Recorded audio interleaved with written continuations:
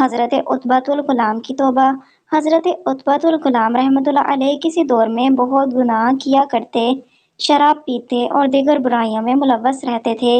ان کی اصلاح کا سبب کیا ہوا، اسے دل کے کانوں سے سنیے۔ چنانچہ ایک بار حضرت حسن بصری رحمۃ اللہ علیہ کسی اجتماع میں بیان فرما رہے تھے، تو اس دوران آپ رحمۃ اللہ علیہ نے پارہ 27 سورہ حدید کی آیت نمبر 16 کا یہ حصہ تلاوت فرمایا۔ آسان ترجمہ قرآن کنز العرفان۔ کیا ایمان والوں کے لیے ابھی وہ وقت نہیں آیا کہ ان کے دل اللہ کی یاد اور اس کے حق کے لیے جھک جائیں جو نازل ہوا ہے؟ حضرت حسن بصری رحمۃ اللہ علیہ اس آیت کریمہ کی تفسیر بیان کرنے لگے۔ آپ رحمۃ اللہ علیہ کی زبان میں اس قدر تاثیر تھی کہ لوگ سن کر رو رہے تھے۔ اتنے میں ایک نوجوان کھڑا ہوا اور کہنے لگا، اے شیخ، اگر مجھ جیسا گناہ گار بھی اپنے گناہوں سے توبہ کرے تو کیا اللہ پاک قبول فرما لے گا؟ حضرت حسن بصری رحمۃ اللہ علیہ نے ارشاد فرمایا، ہاں، اللہ پاک تیرے گناہوں کو معاف فرما دے گا۔ حضرت عتبۃ الغلام رحمۃ اللہ علیہ بھی وہیں قریب بیٹھے تھے۔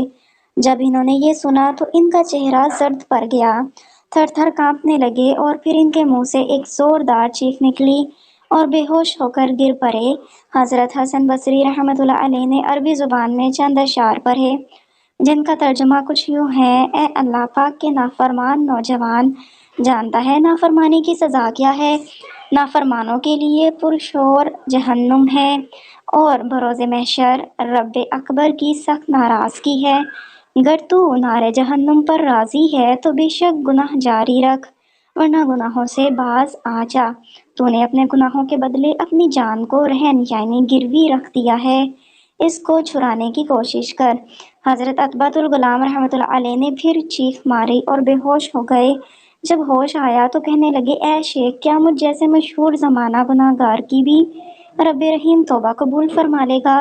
حضرت حسن بصری رحمۃ اللہ علیہ نے ارشاد فرمایا، معاف کرنے والا پروردگار ظالم بندے کی بھی توبہ قبول فرما لیتا ہے۔ حضرت عتبۃ الغلام رحمۃ اللہ علیہ نے اس وقت سر اٹھا کر اللہ پاک سے 3 دعائیں مانگی۔ نمبر 1، اے اللہ، اگر تو نے میرے گناہوں کو معاف اور میری توبہ کو قبول کر لیا ہے تو ایسے حافظے اور عقل سے میری عزت افزائی فرما کہ میں قرآن پاک اور علوم دینیا میں سے جو کچھ بھی سنوں اسے کبھی نہ بھولوں۔ نمبر 2، اے اللہ، مجھے ایسی پرسوز آواز عنایت فرما کہ میری قرات سن کر سخت سے سخت دل بھی موم ہو جائے۔